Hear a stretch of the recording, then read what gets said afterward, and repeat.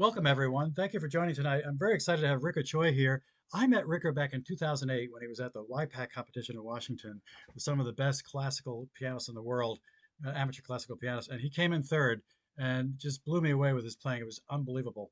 And I've now run into him again, and I'm very proud to feature him in our show tonight. So, Ricker, thank you very much for joining tonight. Hi, everyone. Thanks for having me, Andrew. Nice to see you again. I have to tell you that Ricker has the most prepared presentation I've ever seen in the 3 years I've been doing this and 45 people interviewed. He actually has a full presentation that he put together for the show. I'm really impressed. But before we go there, let me ask you just a little bit about your background, Ricker. Tell me how you got into the world of music in the first place. Were you from a musical family to start with? Yeah, so let me just quickly introduce myself. So I'm Ricker Choi. I immigrated to Canada from Hong Kong in 1988. I have a career in financial risk management, but I love piano music and also painting. For a long time, I lost touch with Hong Kong, and it's really 2019, the anti-extradition protest that brought me back, well, in touch with Hong Kong. And so far, I have painted more than 100 paintings. I composed music for Hong Kong and organized exhibition and concerts to fundraise for different causes. So just a little bit about myself. So this is me actually in 1975, the year I was born in Hong Kong with my mom. And you can see in the photo in the right, there's actually a piano. So she is the first influence on me in terms of music. At home, she'll be playing a lot of Hong Kong pop music on the piano and also some classical music. And then when I was in about 11 years old in Hong Kong, we entered high school actually at age 11 in 1986. So I went to this school, St. Paul Co-ed, in which I actually, every classmates, everyone has to pick a musical instrument. At that time, I picked this Chinese instrument called Yiwu. I thought it's cool, it's fun and interesting.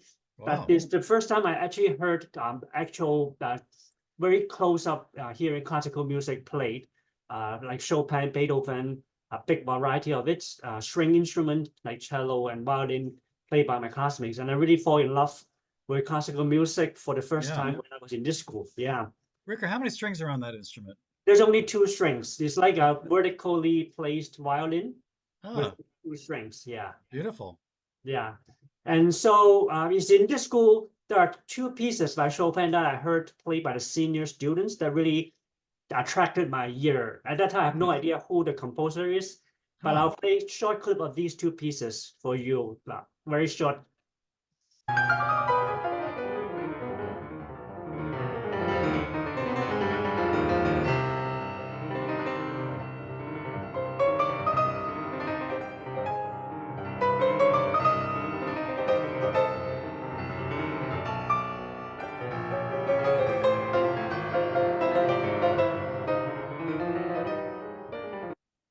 Beautiful.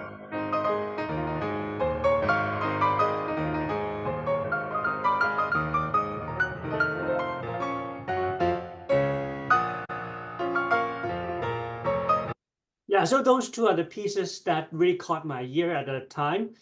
I never didn't even know it's by a composer called Chopin, and it's only like years later that I come to Toronto, started studying music history, that I realized it's actually protest music by Chopin, like the Revolutionary Etude. People say it's actually his reaction to the failed 1981 Polish insurrection. Oh my God, I forgot that. I'm getting goosebumps just hearing that. Yes. Yeah, and Oh, then the heroic Polonaise is actually a piece that he composed, borrowing from the Polish nationalistic dances, the Polonaise, to spread the Polish cause while he was in exile.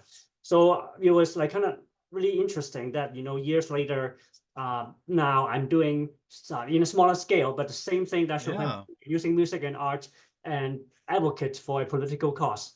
So these were two songs that kind of triggered you in your interest in music. And is it that point that you decided to commit yourself to music, or how did that happen? Yeah, so I started practicing learning piano while I was still in Hong Kong on my own. And when Hmm. I come to Canada, Toronto in 1988, I started having actual piano lessons. So for the first year, I just like practice myself, learning it myself, ask my mom how to read notes. And it was here because school is much easier than I was in Hong Kong, like in terms of workload. There's a lot more time I can use to pursue a hobby. So that's Mm. when I started doing piano and practice a lot. You know, And that same Polonaise, I'm sorry to interrupt you, that same Polonaise impressed me. I remember watching a TV show when I was a kid. Of course, back then, there were only 3 channels, but it was Chopin showing Liszt his new composition, and Liszt grabbed it, put it on the piano, and started to play it. Especially that part, this ba ba ba ba ba ba ba ba ba. I just thought that way. He loved that so much, and I played that in the competition. That's not easy. So kudos to Yes, you. yeah, it's a tough piece, but it's a great one. Yeah. And then in 2005, I started organizing fundraising concerts for different causes, such as like Oxfam Canada, and the Mm. poster on the right is for China earthquake. And then I Oh did it wow. like a few times every year until year 2022. 2 years Hmm. ago, I did my first concert in Toronto, actually Markham near Toronto for Hong Mm. Kong. So that's a quick story of my musical background. And here are By some the photos. way, I just want to highlight before you go on, you won first prize in the Canadian competition and second in the Berlin. That's pretty impressive. I'm sorry I didn't mention Yes. those. Yeah. So this is actually the Berlin competition. Mm. I play Totem Dance. And then why don't I play a short clip, maybe a minute and a half of me Sure. playing Beethoven Moonlight Sonata, the third movement. So Excellent. this Thank you. is at Gangu Studio in Toronto at one of the fundraising concerts.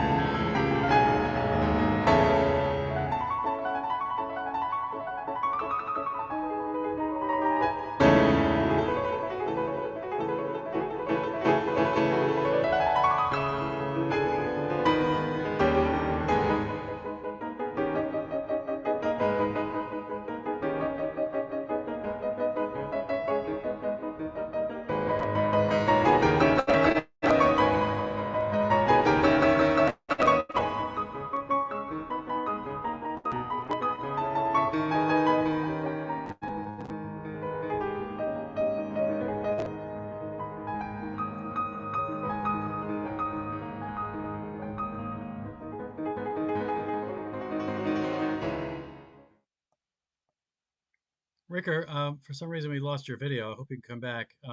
So we don't hear if you're talking right now.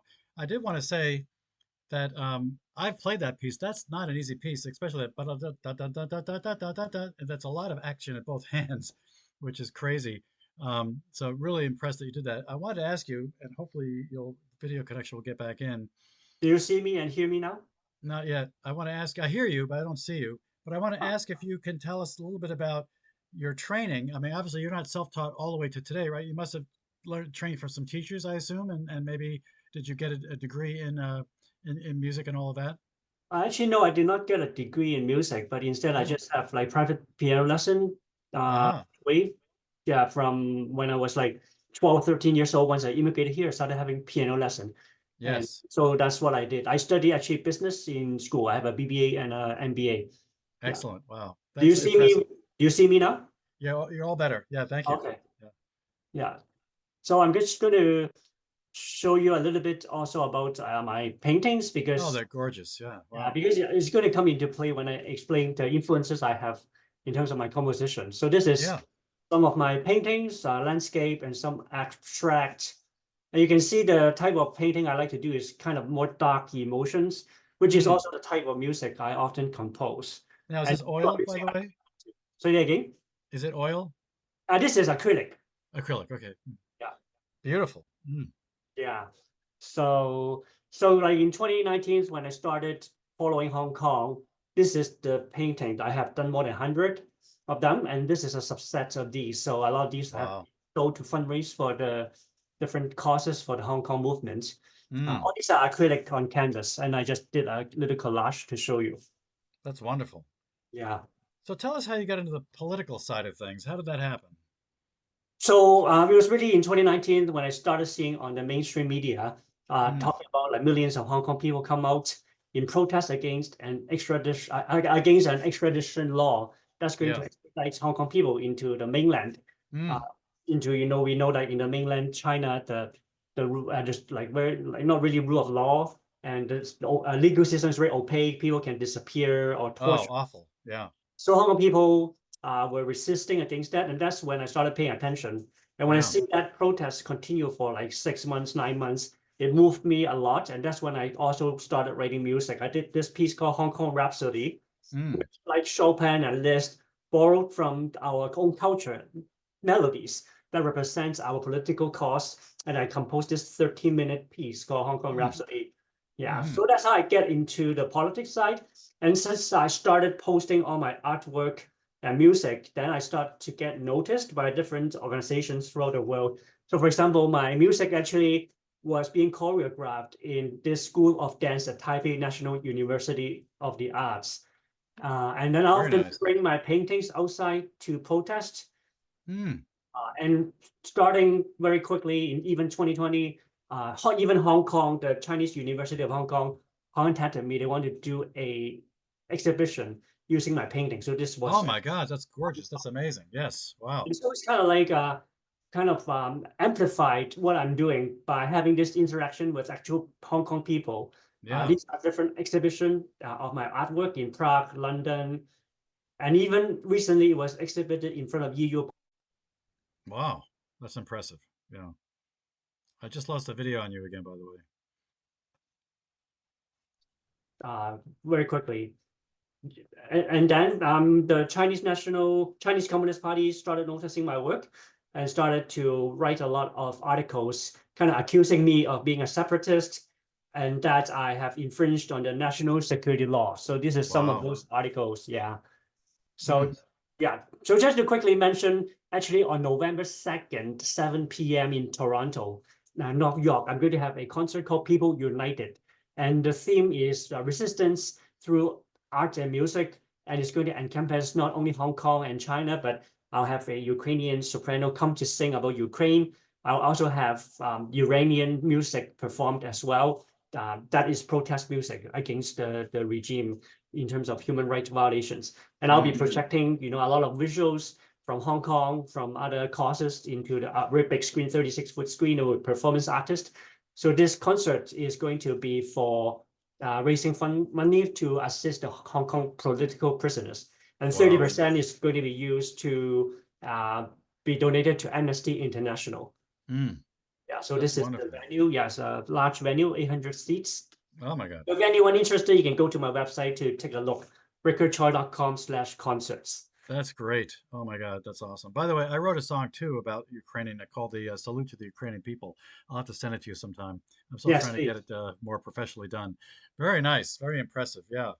So let's talk about your compositions, and maybe you can play a few for us. I'd like to hear. You have one called "In You, the Earth," and yes. Okay, so these are some of the ways you're influenced. Yeah, let's talk about that.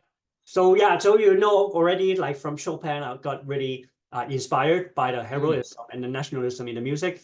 I also greatly influenced by Liszt, especially his Hungarian rhapsodies, especially the writing, for the piano writing, because they try to achieve a orchestral sound. So I borrowed that a lot for my piano writing. And then Beethoven, I read a very long, thesis, try to explain Beethoven Symphony No. 5, the first movement, how he just used like 4-note motivic cells and developed the whole piece. So that was very eye-opening for me. Yeah. You hear that actually in a lot of my work coming up. And then Wagner's concept of total artwork, where he has, drama, the backdrop, and then the singers, the scripts and the orchestra, everything combined together. And that's why you see in my upcoming concert, there's visual arts, piano music, performance art as well. Everything. I like to combine all these different senses together in one. And then Scriabin is a big inspiration for me in terms of his harmony. You will hear that in my next piece coming up called In You, the Earth, which you can hear a little bit traces of Scriabin harmonies. So first, I'd like to play a short clip of Beethoven Symphony No. 5. You'll hear, the first 4 notes is the prime motive, which drive a long passage. And then next is going to be In You, the Earth, which is my composition. It's the same concept. You will hear a short motive initially, and that's being used to develop the whole piece. And I use that piece also as a tribute to my late mother, who passed away in 2018. You'll see a lot of her photos there. Excellent.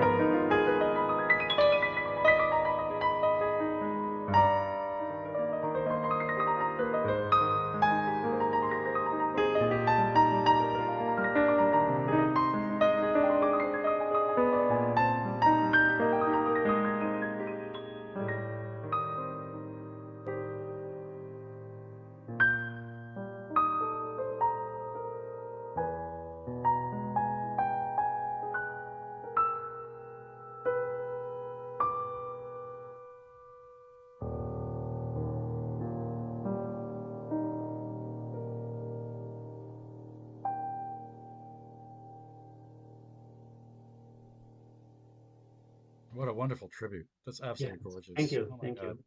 Well, by the way, I have very fond memories of Hong Kong. My wife and I went there in 2000 for our honeymoon. It's just a beautiful place. So I Mm, certainly I feel for you, and it's just a beautiful tribute to your mom. And so thank you. all those different looks and poses, and she was really just seemed like a very multi-talented, wonderful woman. Yes, You yes, know. yes. So the visual started from when she was a teenager all the way to 1992 when we are in Toronto, Canada. So Mm. that's the whole period. In the next clip is a short clip of my longer piece, like an aerial. It's going to last like 6, 7 minutes long, but I'm just going to play 1 minute. And you'll Sure. hear just how I use a 3-note motivic cell to develop this whole 1 minute. And And why is it called Ariel? Is Ariel, it? yeah. Why is it called Ariel? Actually, there's like the Shakespeare character from I think Midsummer's Night's Dream, Ariel, Ah, and then okay. also Sylvia Plath have a poem called Ariel. So on Ah, my, if you go to my YouTube Ricker Choi Ariel, you'll see a little bit more explanation of specific lines in this literary work that inspired me in certain passages. wonderful, Yeah. wonderful. So I'm going to play this so you can hear about the motivic developments concept.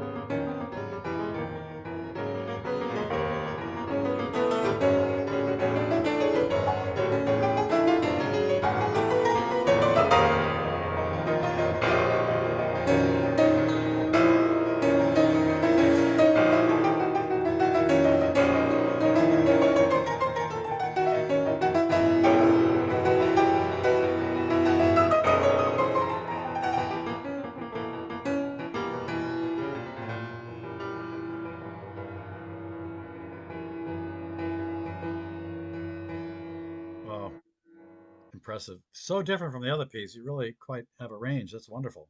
Mhm. Yeah, Yeah, thank you. very nice. Yeah, so that's covers about the inspiration I had for my composition and my musical journey.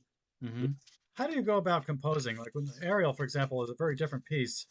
That clearly doesn't have just one motif, or does it? Maybe I didn't hear it, but there's a lot of technique going on in there. Do you kind of listen to it in your head, or do you use your hands to kind of figure stuff out, or how do you go write down the notes first? I'm just curious about how you go about doing it. I think it's a combination of both. Like I may improvise a bit on the piano, try out different things, or I may sometimes just like walking in a park and suddenly this idea come out in how to manipulate that motive. Hmm. Then I go back home and try it and see if it works. Excellent. So, and then often I compose different ideas separately and then Mm. see which ones I like the most and expand it. And then Yes. maybe then link them up together. And once I Yes. have something, then maybe suddenly, let's say this bar is the end of this section, I suddenly have a new idea that would expand this bar to actually 20 bars. Yeah. So it's By like the very way, organic. Yeah. yeah, I was gonna say, I did not know at first that you were inspired by Sylvia Plath. As you may know, Debussy was inspired by a lot of poetry of his time, and many of his smaller pieces were actually written with poetry in them. For years I played The Girl with the Flaxen Hair, having no idea there were words and singing to it until I found that out just last year. So very Mm, nice, very nice. yeah. Okay, So well, let's talk about Hong Kong. And so, you wrote this great piece, the Hong Kong Rhapsody. Let's talk a little bit about that right now. yeah, sure. So to understand my Hong Kong Rhapsody, I think it's good to know a bit of context. I'll be Mm, very quick. There's a lot of slides, but I'll be very quick. Yeah. So yeah. very brief history. Hong Kong was ceded to the British in 1842 in the Treaty of Nanking when the Qing dynasty, that is China at that time, lost the Opium War to British. So Mm, the Hong Kong island, the pink one, and the Kowloon, which is the yellowish one, are ceded to UK in perpetuity, so mm, forever, supposedly for UK. The rest is for 99 years only. So mm, under UK rule, Hong Kong changed from fishing village to entrepot to industrial and manufacturing center, and now to the international financial center. And the mm. Hong Kong people have enjoyed tremendous freedom. They can criticize their government, whatever type of art they can. That's why Art Basel is in Hong Kong, because it's one of the freest arts and music place in Asia. Mm. But then in 1984, China started discussion with the UK talking about future of Hong Kong, even though a large part of Hong Kong is ceded to UK perpetually. But China threatened to invade Hong Kong if Britain doesn't return those parts as well. And at that time, Margaret Thatcher and also in general, the UK doesn't want to, think Hong Kong is not defensible. It will incur a lot of cost and doesn't want to fight with China, essentially, for many different reasons. So Mm. even those regions ceded perpetuity to UK, those are returned to China as well. And that's why a lot of people left Hong Kong. And after it was given back to China in 1997, China starts to decrease the amount of freedom. And there were many, many incidents, but the biggest one is 2019, when China tried to impose an extradition law where Hong Kong people can be extradited to China, essentially end the rule of law that Hong Kong have enjoyed more than 100 years. And Hong Kong people were very afraid because in China, so-called criminals can be considered criminal just by criticizing the government or by actually championing some social causes that the government wanted to silence you, and you would just disappear, torture, do a secret trial. So literally 2 millions and come out in protest in Hong Kong for a long time. Mm. And unfortunately, the protests are lost, and 10,200 people were arrested in Hong Kong. Oh, wow. And I did a lot of artwork. This is one of the paintings I did about the protest. Mm. So in 2020, to snuff out any more dissidents or opposing voice in Hong Kong, the Chinese Communist Party imposed a national security law. So the effect is even you just shouting protest slogan or sharing political views online that the government doesn't want, you can get very severe sentencing. Like this person was sentenced to 5 years and 9 months Mm. just for chanting slogans. Mm-hmm. And the biggest change is the Tiananmen Square massacre commemoration. In 1989, the Chinese Communist Party sank tanks and more than 10,000 were killed in China. for those who are asking for more freedom and political reform. But in Hong Kong, for a long, long time, decades, the Hong Kong people had been having candlelight vigil in Victoria Park in Hong Kong to commemorate this event. So literally 200,000 people every year will come out with candlelight. But this has been stopped now. And this next video is a short clip, shows you before national security law and after. And you can see now, even you just hold a sign with some words saying 8964, which is the year and date of the Tiananmen Square massacre, you will get arrested. And one person just hold a cell phone with a little light shining, she is arrested as well. The 30th anniversary of the crackdown saw one of the largest gatherings in the event's history. Since 2019, no official vigil has been held at Victoria. 呢位先生，我已經警告你立即停止，否則我會將你拘捕。我哋法適當佢哋。喂，副的。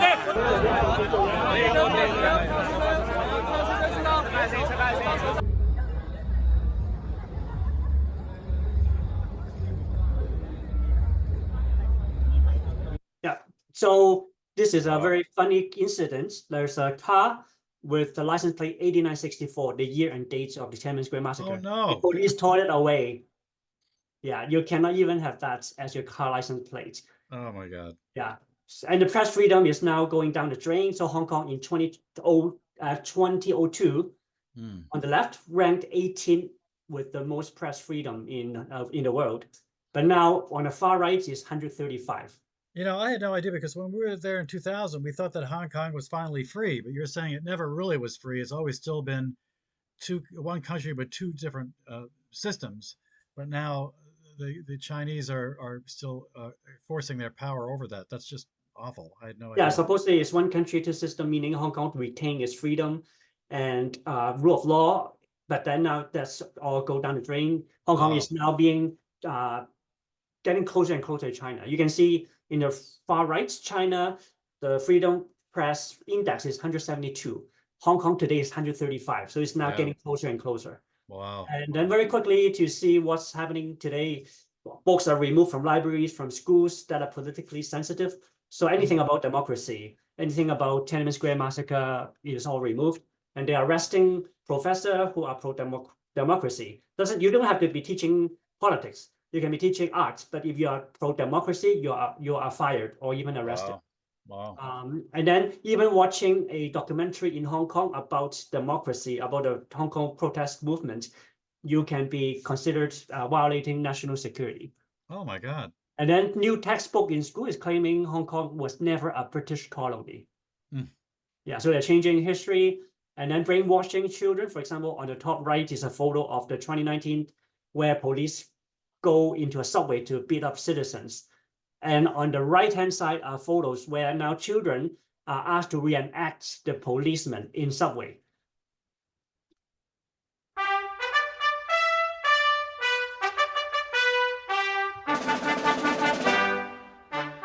So that was school children dressed up as People Liberation Army. And just to end almost this part is school children are now taught Xi Jinping thoughts, even secondary school students. And the type of things they taught in school are like this, like capitalism will inevitably perish and socialism will triumph. And that is always a struggle between socialism and capitalism. So they're teaching this type of thing to brainwash new generation of school children. And then they have national anthem police now at sports events and school to make sure that you sing very loud and very nationalistically. Actually, they have named two schools specifically in Hong Kong that the children are singing too softly, and they have made a report on this. Yeah. Wow. Yeah, and then there's no more police that you can rely on. So in 2019, these two words are highlighted, floating corpse. So there's a lot of floating corpse. You know that the police have killed many people, but they just claim all these are no suspicion. There's a lot of sexual violence by police against not just protesters, but these are news from after 2019. You know, mass gang raping, police gang raping people. Even 7-year-old girl are raped by police. And then this is all petty crimes like police stealing this, stealing that. So in Hong Kong, you know, there's no more rule of law. And there's a report of rape by police inside prison. raping God. prisoners using wooden rod. So it's now China now, and has banned art. It arrests this comic strip author arrested because it's about sheep fleeing invading wolves. And the Chinese Communist Party says that this is inciting hatred against the regime. And they're banning music. The Hong Kong anthem called Glory to Hong Kong, which I borrowed from my Kong Rhapsody, is now banned, and you can get life imprisonment. People has been arrested. So in the next video is a trip I had in May, where I go to UK, London, and Hague, perform at different cities, protest music for Hong Kong, Iran, and Ukraine. And this is a clip where everyone together in a concert sing Glory to Hong Kong, the song now banned. So even though it's banned, and everyone still sings it very loud and proud. So I'm very moved by this. So it's about a 2-minute clip.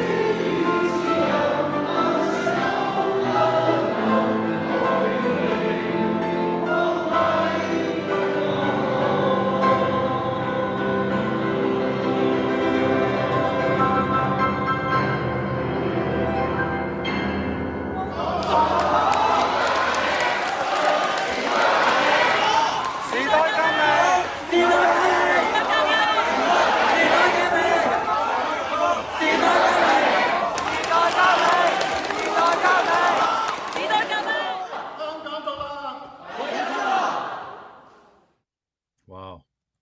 So that wraps up the background for my Hong Kong Rhapsody.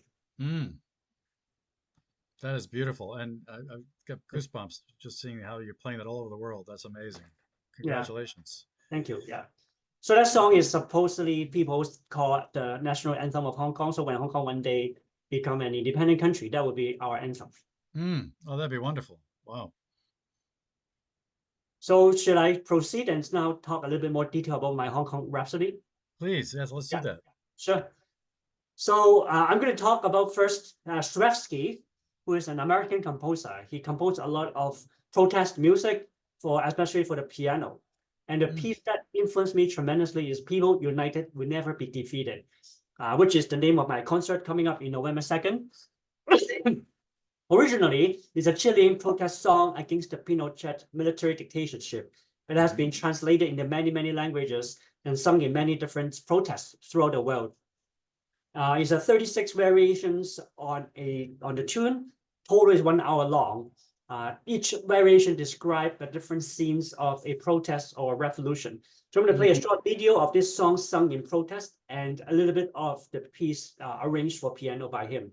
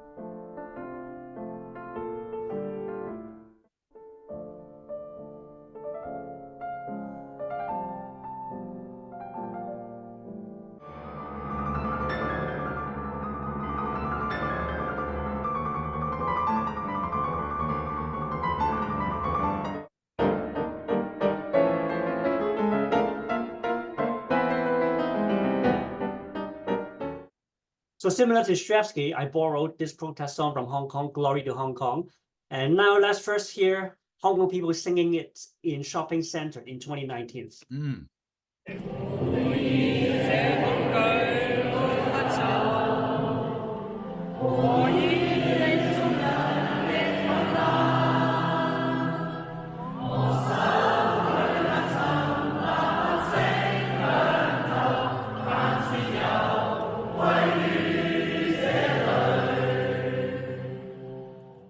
And now is my opening of Hong Kong Rhapsody, which I have this song slowed down to portray the massive million-strong protest.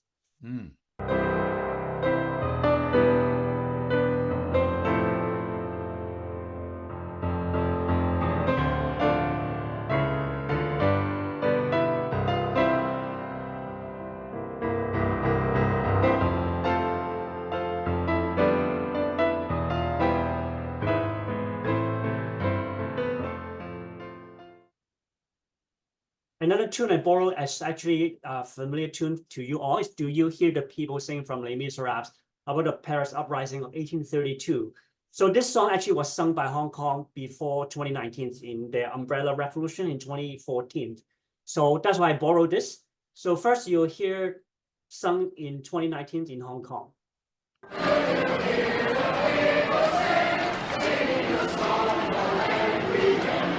And then next is my Hong Kong Rhapsody. This passage where in the left hand, I actually play Glory to Hong Kong, descending into lower and lower register. That's approaching with the police, preparing for a confrontation. While my right hand, I play Do You Hear the People Sing higher up in the register. So it's a kind of like a musical symbol of HongKongers looking up to the bravery and ideals of those in Paris 180 years ago.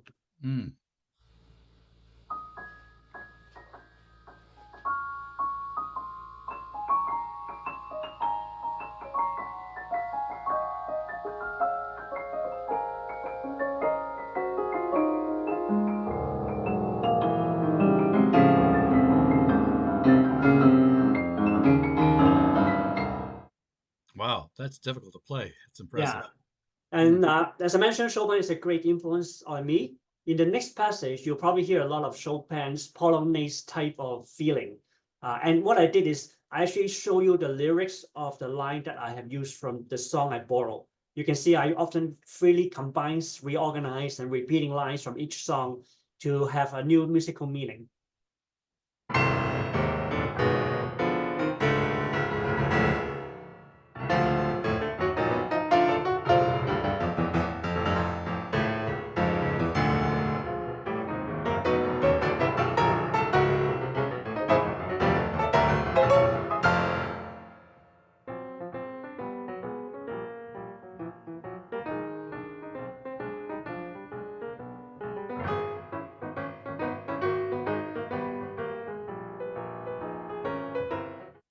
Yeah, so you can see I borrowed the lines from each song, Glory to Hong Kong, and you'll hear the people sing and interlace them very quickly.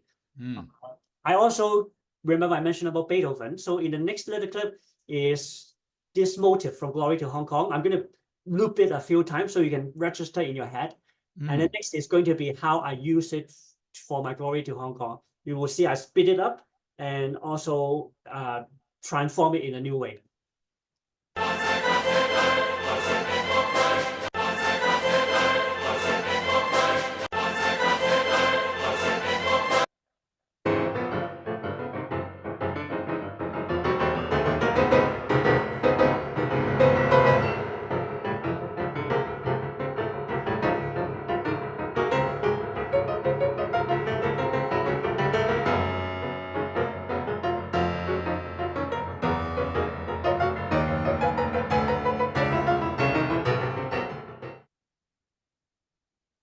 Fascinating. Trying to go to the next slide. Hold on a second. Okay, yeah. So next is composer that influenced me a lot, as I mentioned, is Liszt Hungarian Rhapsodies. But the piece I'm going to play for you is actually Funeralized, which is about the 1848 failed Hungarian Revolution against Austrian rule. So Liszt composed this funeral march song piece for the piano because he had three friends greatly impacted. Two were and one lived in exile. So you'll hear the next clip, he used a left-hand repeating pattern, gradually crescendo. You first hear it first. It's the heroic march. Mm.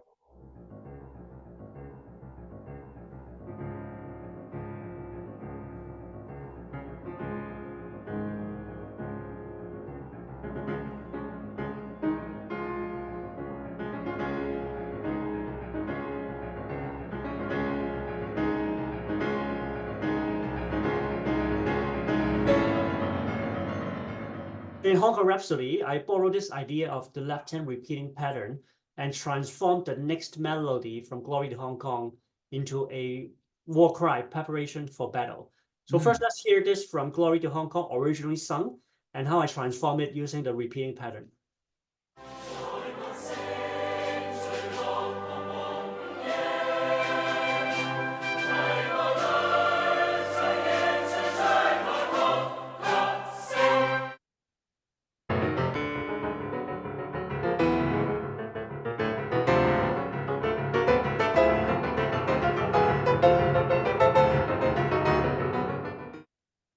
Yeah, and then I transformed Glory to Hong Kong to portray tear gas.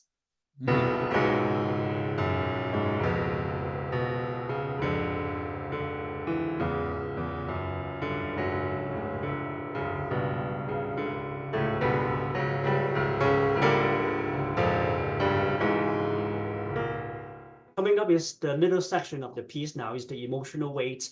I borrow a third tune, which is Sing Hallelujah to the Lord, a Christian song that was sung widely in 2019. So let's first hear it in 2019.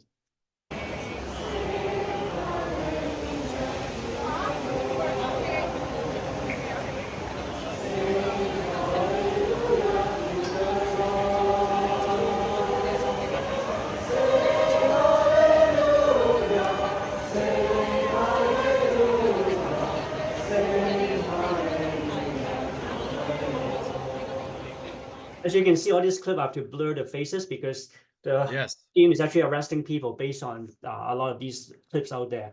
Yeah. So I transformed this into for piano and also interlace it with "Do You Hear the People Sing?" So I want to actually convey this new meaning as we are now asking our Creator, our Lord, if you actually hear our plea. So you can see how it works.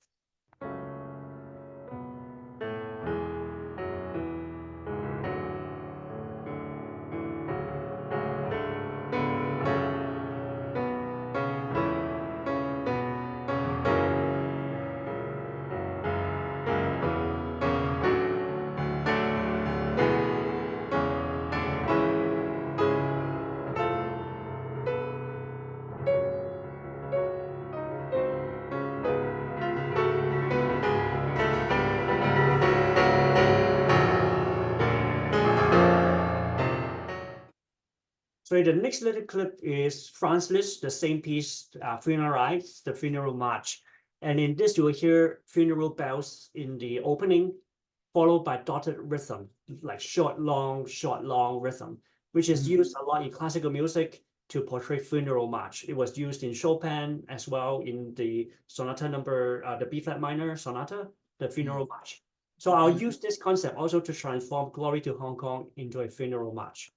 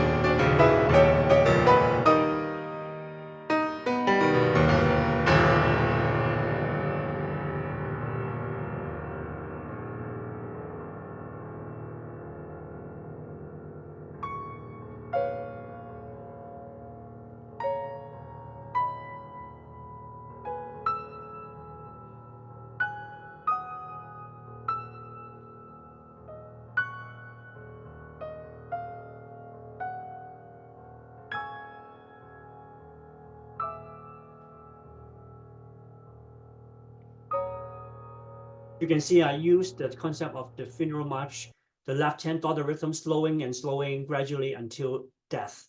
Yeah. And the next part is I want to use a musical to convey resurrection. So what I did is I borrow from, do you hear the people sing this line? Echoes the beatings of the drum. There is a life about to start. So you'll hear this now.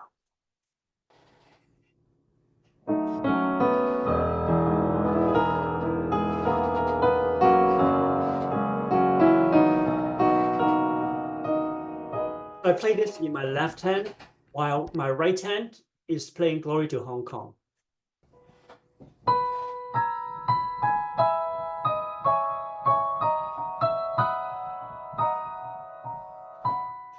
So in the next clip is how I actually have these two combined in Glory to Hong Kong.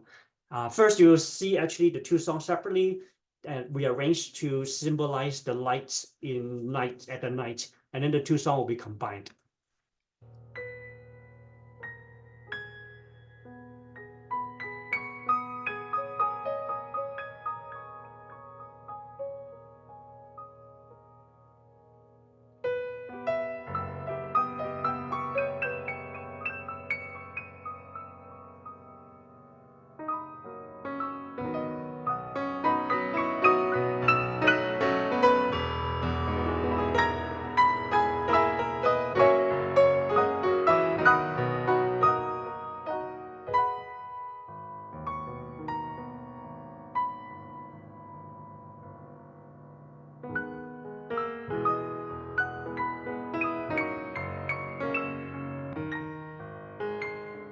And then after resurrection, Hong Kong people will rise up again and liberate Hong Kong one day. So in the next passage is later section in the piece where Glory to Hong Kong is transformed into an actual battle scene.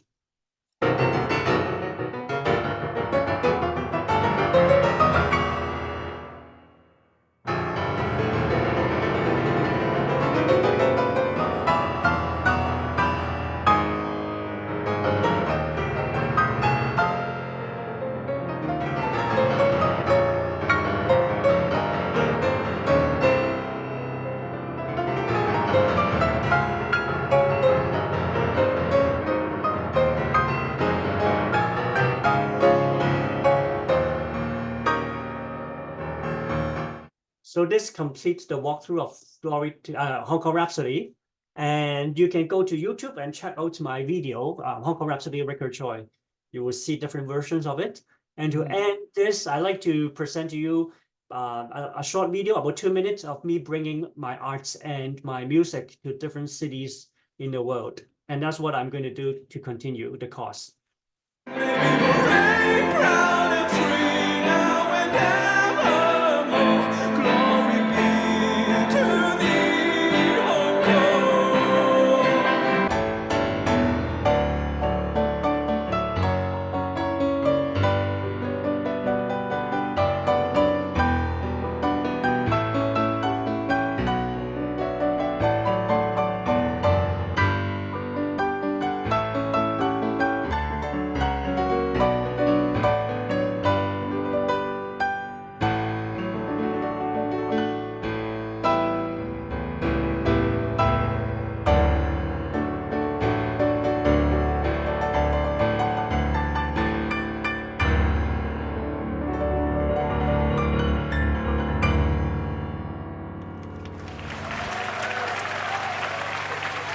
So at the end, there was June 4th in Toronto, where I played in front of a crowd of more than 2,000 people at Malazmin Square. So to finish up, don't forget about my concert November 2nd. Let your friends in Toronto know. They can come to my website for more details. Thank you.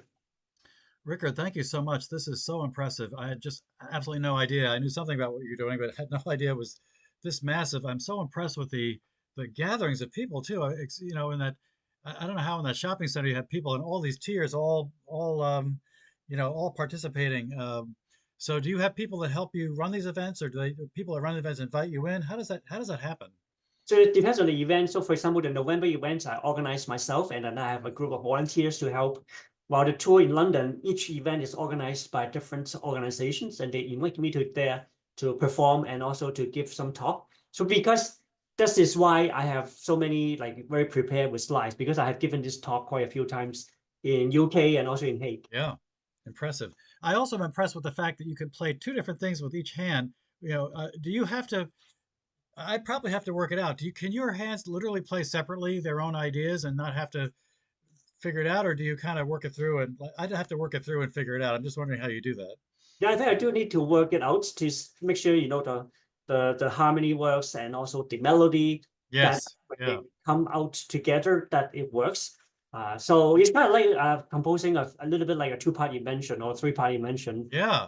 Now Yeah, your rap Hong Kong Rhapsody goes on for what, 19 minutes? How long is it? total is about 12 to 13 minutes. 12 to 13 It's minutes. Okay. continually revised piece, because every year I come back, relearn it and perform. I have new ideas to reflect what happened last year in Hong Kong. Yeah. So for November concert, I'm adding actually about 3 minutes of new music. I think it's wonderful you're doing this. I want to ask you, from a political standpoint, how can this get resolved? Do we have to have NATO put pressure on China to make this happen? What's it going to take to actually resolve this? I can't imagine that people are going to up and revolt, or maybe that is I'm not sure how that would work, but they're already massively protesting or had been. So I'm just wondering if you have any idea what the final trajectory might be, or how that might work.